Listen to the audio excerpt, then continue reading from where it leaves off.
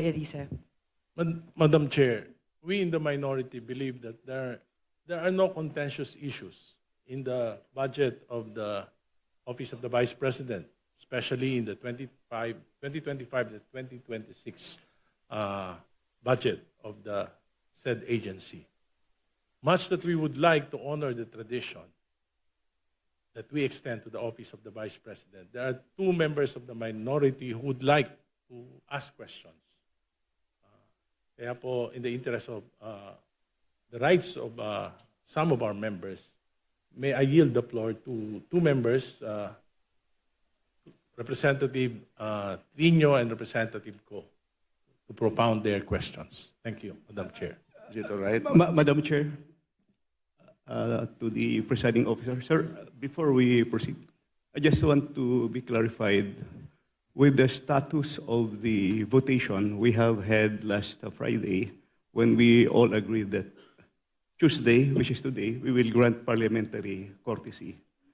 This is the long-standing traditional parliamentary courtesy granted to a co-equal branch or a higher official of the government. Let me be just clarified before we proceed.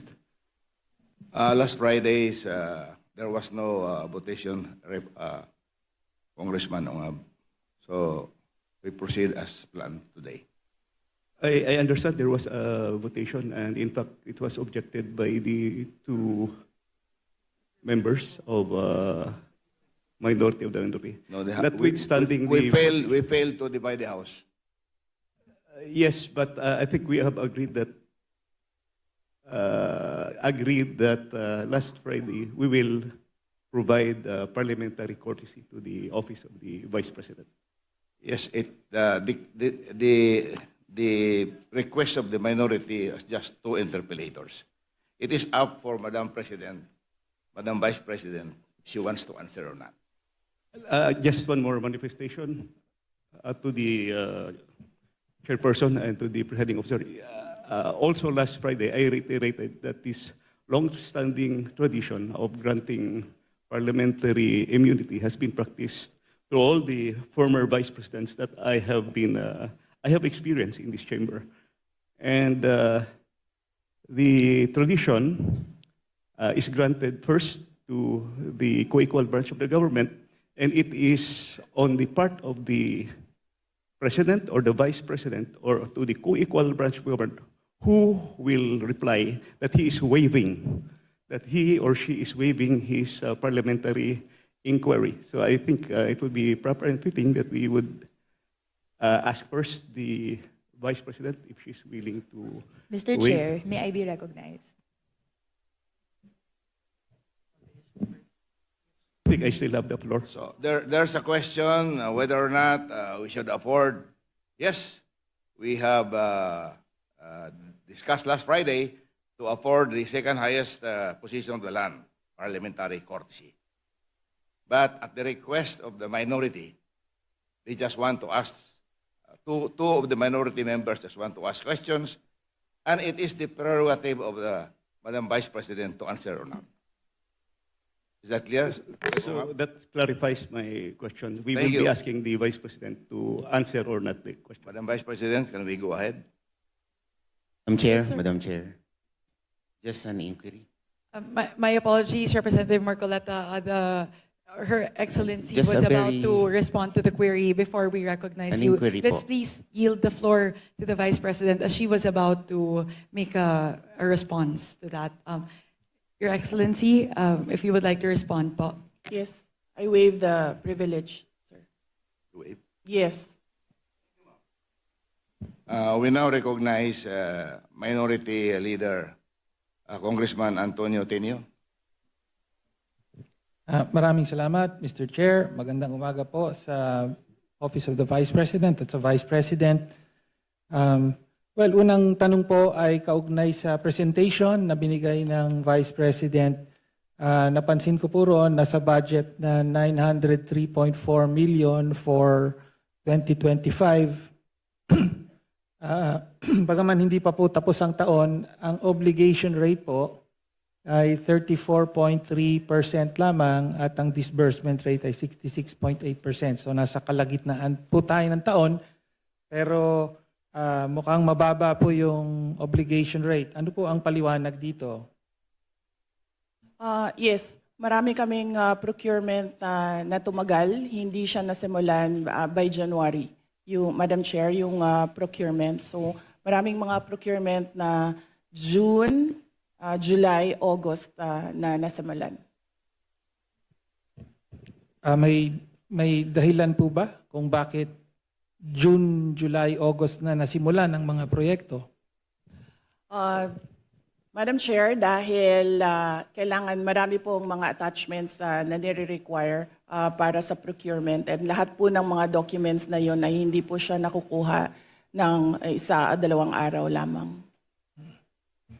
So, middle of the year pa po na naisaayos ang requirements for bidding. Parang ganun po. Tama po ba ang intindi ko? Yes, Madam Chair. Yes, thank you. Okay. Ngayon, mabalik po tayo sa last August 8, 2024, nag-issue po ng Notice of Disallowance ang COA, Commission on Audit, sa 73.28 million na halaga ng confidential funds for 105 activities supposedly held by the Office of the Vice President from December 13 to December 31. Sabi ng COA ay wala raw accomplishment reports na naipakita or sinubmit ang Office of the Vice President para dito, at inaatas na o inuutos na ibalik ang pera ng Vice President ni Gina Acosta bilang Special Disbursing Officer at ni Julieta Villa del Rey bilang Chief Accountant. Mag-iisang taon na po, ayon sa COA rules ay may 6 months po para mag-appeal. Ano na po ang status ng Notice of Disallowance na ito? Madam Chair, I suggest that the Congressman ask this during the hearing of the Commission on Audit.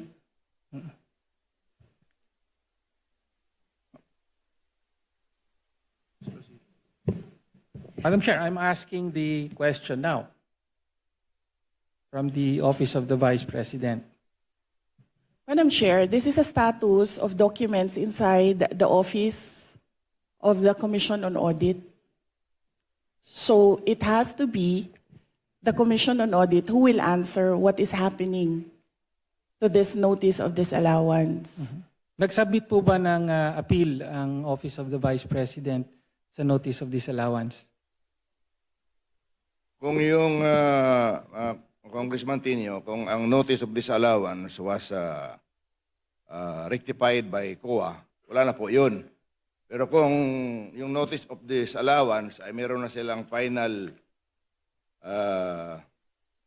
adjudication, and then merong order yon na final yung notice of disallowance. So, for your information, I will check with COA and get the records and give it to you. Thank you. Thank you, Chair. Well, next question po ay kaugnay po sa Notice of Disallowance. Ang sabi po kasi ng COA, December 30, yung mga 105 activities na inilunsad dun sa mga disilaw na activities ay nangyari between December 13 to December 31. And yet, sa mga nakaraang hearing ay napag-alaman po na December 20 pa po na ilabas ang SARO at na-withdraw yung 125 million. Kaya nga sinasabing nagastos ito in 11 days from December 20 to December 31. So ang tanong lang po natin, ano po ang paliwanag doon sa nakapamahagi na kayo ng mga sinasabing reward money noong December 13 pa lamang, samantalang hindi pa po lumalabas ang pera ng confidential funds? Pwede po bang maipaliwanag yon? Madam Chair, this is the subject of an impeachment trial, and I would not like to discuss the defense for the impeachment trial. Representative Chair, Pino, wala please naman pong- proceed with the next question. Madam Chair, I would just like to note na wala pong impeachment trial sa kasalukuyan, Madam Chair. In fact, it is archived in the Senate. No? Okay, so next question na po. No? Lumabas din po sa nakaraang mga hearing sa House na nag-submit po ang Office of the Vice President ng 2,670 accomplishment reports at kasama po para po sa liquidation ng 500 million pesos worth of confidential funds under the Office of the Vice President. At ayon sa investigasyon ay 1,322 out of 1,992 names in the OVP ARs submitted to the PSA have no birth records. So kasama po dito yung mga pangalang Mary Grace Piatos, Fernando Tempura, meron pang Chel Jokno. No? Kindly wind up your Opo. question. Again, pwede po bang mapaliwanag ng Vice Presidente kung bakit ganon ang sinubmit at bakit walang supporting documents ang mga accomplishment reports na ito? Madam Chair, again, first, if the committee would like to ask how the Commission on Audit conducts its audit, I request that all the questions be propounded during the hearing of the Commission on Audit. Second, the subject confidential funds is a matter in impeachment proceedings, which is archived, but there is a pending motion for reconsideration in the Supreme Court. I cannot discuss defense strategy.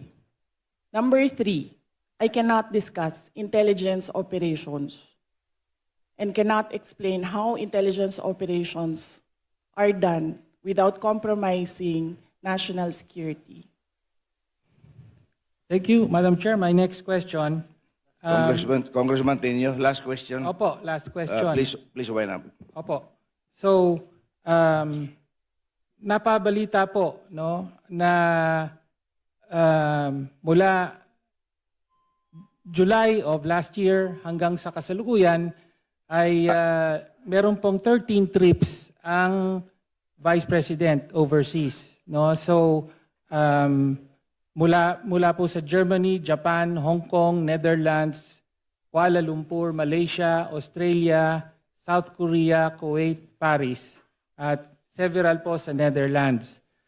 Umaabot po sa at least 60 days po na on leave ang presidente at marami po pero hindi lahat ay sinasabing personal leave, no? So sa mga trips po na ito, ilan po ang naging personal leave at ilan ang on official duty at magkano po ang total na budget na ginastos ng Office of the Vice President para sa mga official leave at personal leave na nangyari?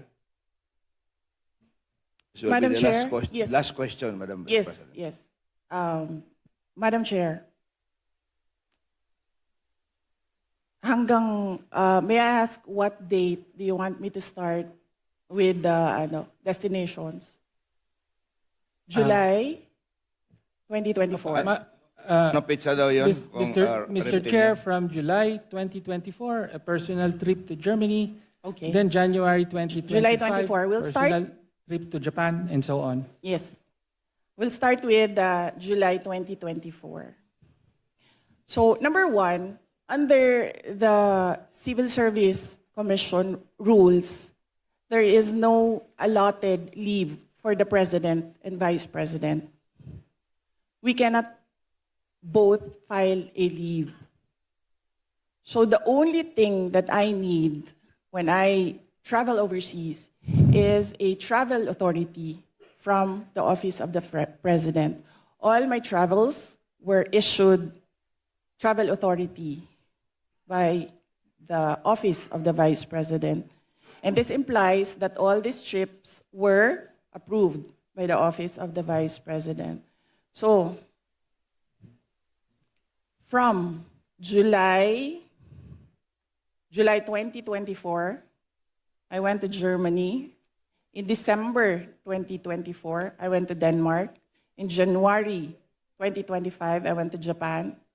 In the third and fourth week of January, I went back to Japan. In February of third week and last week of February, I went back to Japan. On March, I went to Hong Kong. On March, I went to the Netherlands. On May, I went to Qatar and the Netherlands. On June, I went to Vietnam, Cambodia, and Malaysia. On June, I went to Australia. On July, I went to the Netherlands and the Republic of Korea. And very recently, from August to September, I went to Kuwait, the Netherlands, France, and Belgium. And number 3, no public funds were used for all my travels. I did not charge representation. I did not charge tickets. I did not charge per dime for all my travels in the Office of the Vice President. So if you can see in the breakdown of the budget of travel for Office of the Vice President, you can see that there was a zero amount for the Vice President. Thank you, ma'am. Madam Chair, Parliamentary inquiry. Next Chair, on- just to follow up on the question. So, una po, salamat po sa Vice I'm President sorry, for Congressman detailing. Tenyo, that was your last question. I'm sorry. Follow up na lang po, yung I'm personal sorry. po ba I'm ang lahat sorry, in the at interest of time, we have to proceed. magkano po ang ginastos ng opisina at staff? Kasi totoo po, wala daw ginastos ang sorry, Vice I'm Presidente. Magkano Parliamentary ang ginastos? inquiry. I'm ng sorry, staff? I'm sorry. Thank you, Madam Chair. Parliamentary Yes. inquiry. Madam Chair, I thought we're going to accord institutional courtesy to the Office of the Vice President. Bakit po natin binabanatan? Bakit natin tatanungin? It's already settled that we'll just giving Mr. two Chair, questions from the minority. Okay? Mr. Chair, hindi po, 5 minutes each. wala pong Opo. binabanatan But dito. does I not take preclude exception the other to members Dali the- lang, from making a Congressman manifestation. Tenyo, sandali I lang. take exception to the use of the term binabanatan. Nagtatanong lang po tayo rito at lihitimo naman po ang mga tanong. Madam Chair. So I ask the congressman Mr. Chair, may to we withdraw request the for a comment. suspension of Session the... suspended. I Hearing second suspended. motion.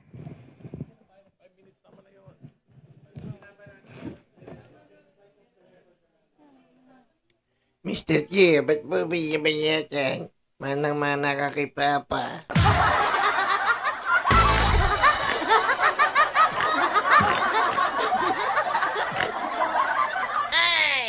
Manang-mana ka kay Papa. Gawin mo state witness din yan si Sarah.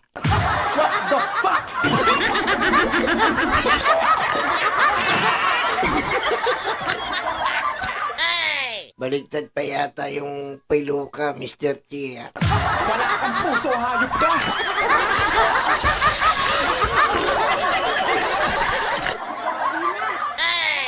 Grabe na.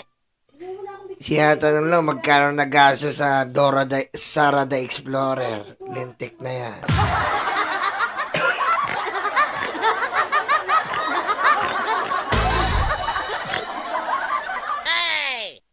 Ano ba yan?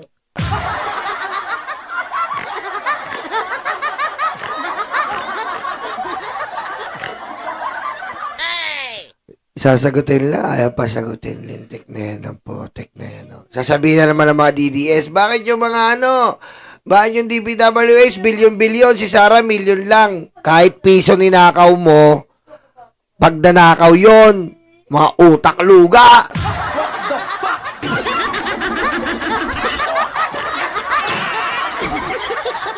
Ang importante dito, magnanakaw si Sarah. Aboy malupit.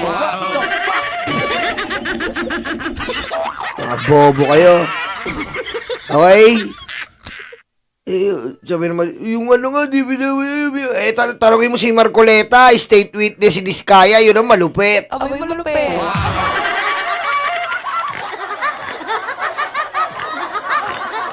Diba? Yun ang tanongin nyo. Hindi natin makukuha yung ginagawa ni Marcoleta ang pera natin dahil immunity na. Pag immunity na po, safe ka na.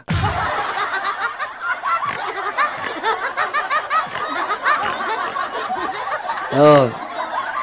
Safe ka na. Oh, tinapik ni Swansin si yung crush ni Jason Reyes. Si Chairman Sansin. Tinapik na si Marcoleta. Sabi niya, ayusin mo yung piluka mo.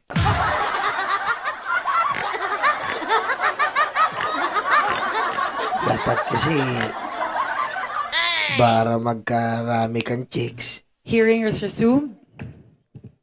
Madam Chair, I would like to correct myself. I was informed that I mentioned that the travel authority is approved by the Office of the Vice President.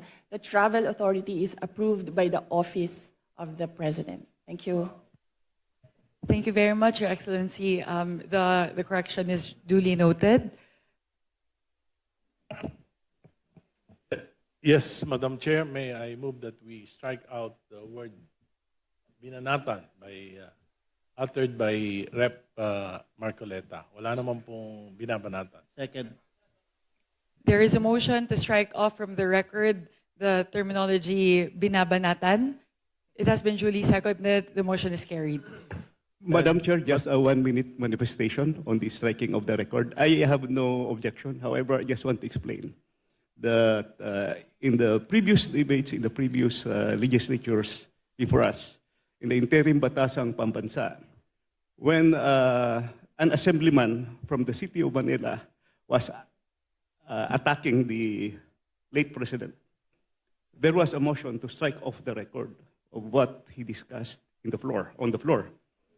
The former assemblyman Arturo Tolentino said that if you strike off the record, any sentence or paragraph, it's just the same sentences, and you strike it, so you still can read that.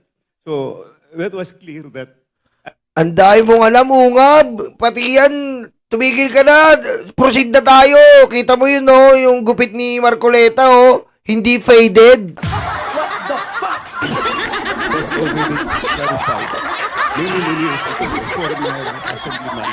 Duly noted, Late Kong Senator Ungab. Tolentino. This time, we will use eraser.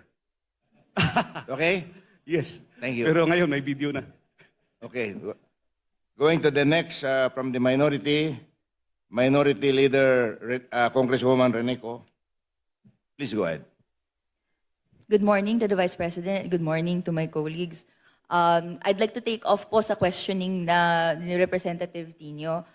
Meron po kasing minention na list of destinations na tinake ni Vice President this year under Travel Authority. But we like to take note na in a press conference of the Office of the Vice President, meron pong security and staff na kasama si Vice President. So can we ask po, paano po pinopondohan yung pagpunta, flight and accommodations ng staff and security ng OVP? Madam Chair, may I be allowed to ask a question?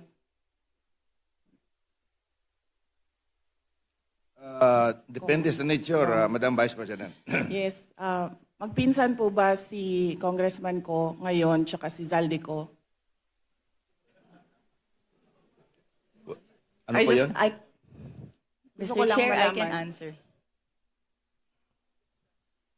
Are they relatives? Bawal yan eh. Please answer, Congresswoman Rene. Ano ba naman I to? have no Bawal yan. relation po to Zaldico or to Representative Zaldico or any of their relatives po. Thank you, Madam Chair.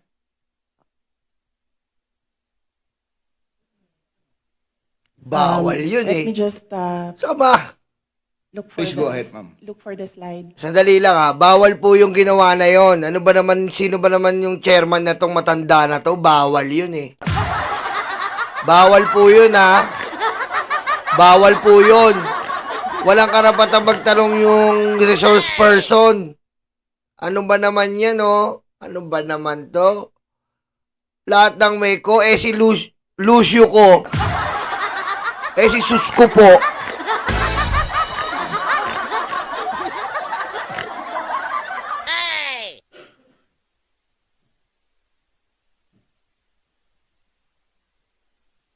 Ay, hinihintay po kung paano siya magsisinungaling. Hinahanap po ang paano magsisinungaling. Hindi na niya maano. Kasi po, almost 10 million po.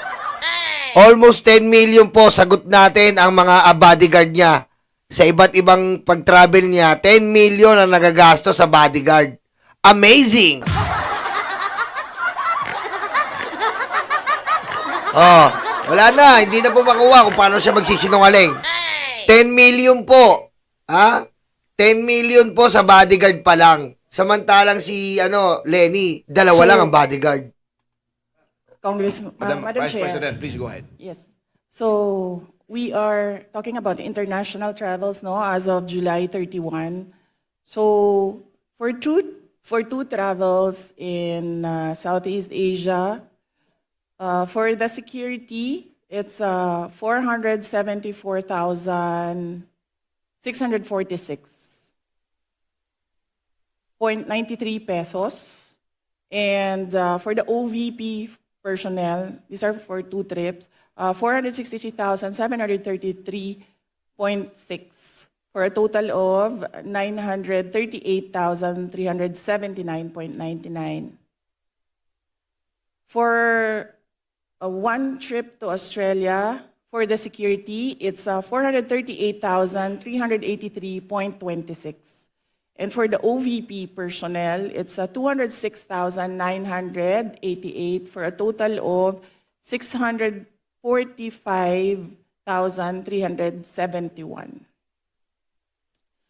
For the Middle East and Europe, 3 trips, the total is for the security is 2,922,869.98. And then for the OVP personnel, that's 329.47 for a total of 4,748,199.45. For 3 trips in East Asia, the security budget was 1,141,937, and for the OVP personnel, 0, because they did not join these trips. And the total is 1,141,937. The total for 9 trips for both the security and OVP personnel is 7,473,887.70. Thank you, Madam Vice President. Congresswoman Ko. Mr. Chair, may we request a detailed copy of the report that the Vice President gave in relation po sa spending po ng security and staff for foreign trips abroad. We will request the Office of the Vice President to supply the committee with such record. Thank you, Madam. Yes, sir. Mr. Chair, I'd like to ask another follow-up question. Ilan po yung staff and security na dala po ng Office of the Vice President in these trips na funded po, na of this breakdown ng fund na binigay?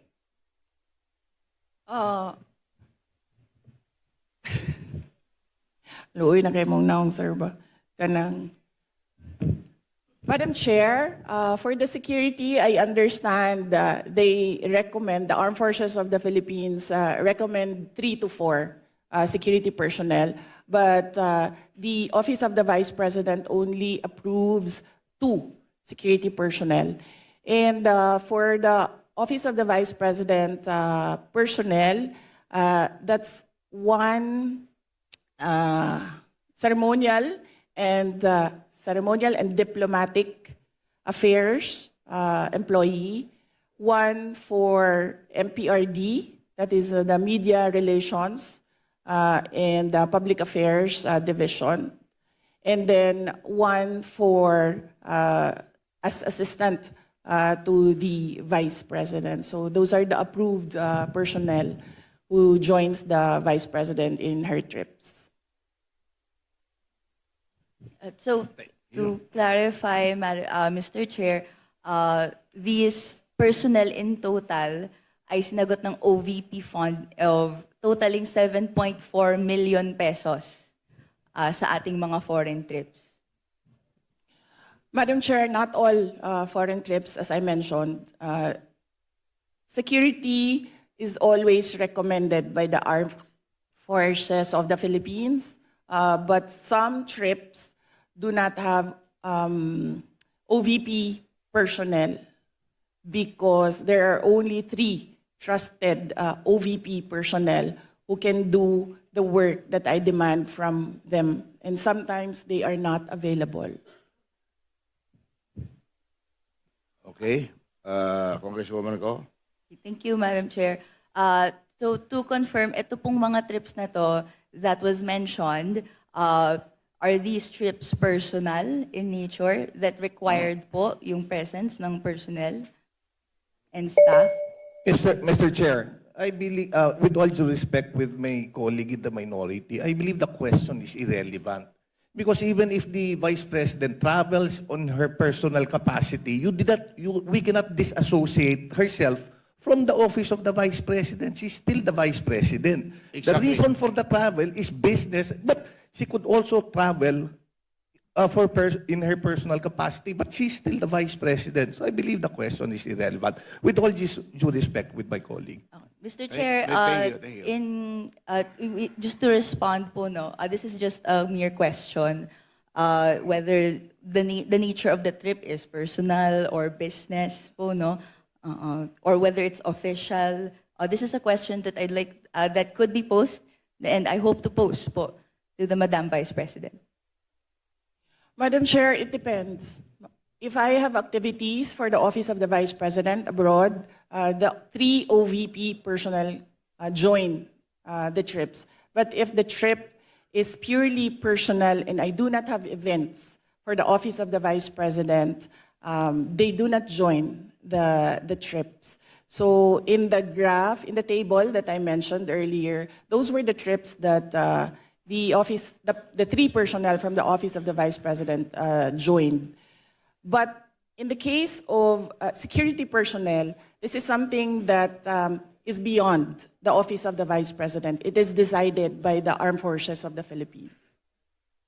Thank you, Madam Vice President. Okay, thank Congresswoman you. Go. Thank you, Mr. Chair. Hope satisfies your question. Okay. My next question is in relation po to a line of questioning and in relation to the unqualified opinion that the COA issued to the Office of the Vice President. But after that, 60 days was provided to the Office of the Vice President to issue corrections po to certain errors made. Upon questioning the COA in its budget hearing, nagbigay po sila ng additional details kung saan may nakita daw po kasing 3.8 million pesos worth of equipment not accounted for in the OVP submission. Ito po ay mga errors found in the 2024 annual audit report. Can the Vice President explain this error po, Mr. Chair?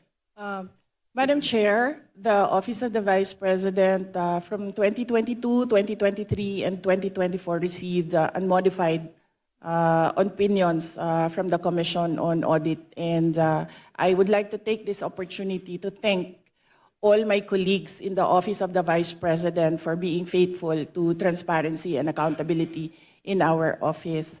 The reason why we have comments from the Office of the Commission on Audit is because of system and improvement in processes. So these are basically documentations that the Commission on Audit require of transactions. And we have already updated our manual of operations in the OVP to reflect comments from the auditors.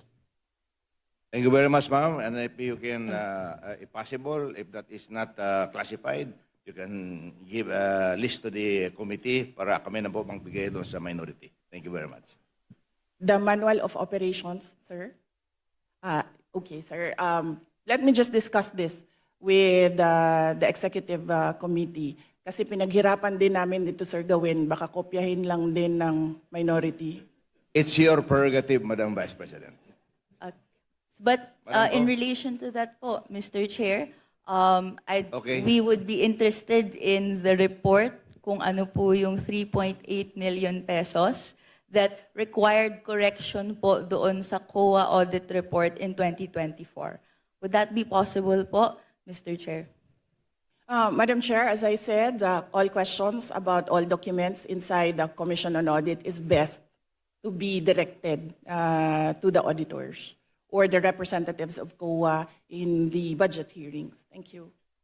But with all due respect, to follow up that po, the COA specifically sought correction because po may nakita pong 3.8 million pesos that is not accounted for in the submission by the OVP. So the burden of the submission is actually with the following agency. So, which is why in the exercise of legislative oversight, we would like to be enlightened kung ano po yung error na po ito. And tama po, para maiwasan in the future, a report po on what it is would be appreciated. So, ang question ko po is, would that be possible po, Mr. Chair?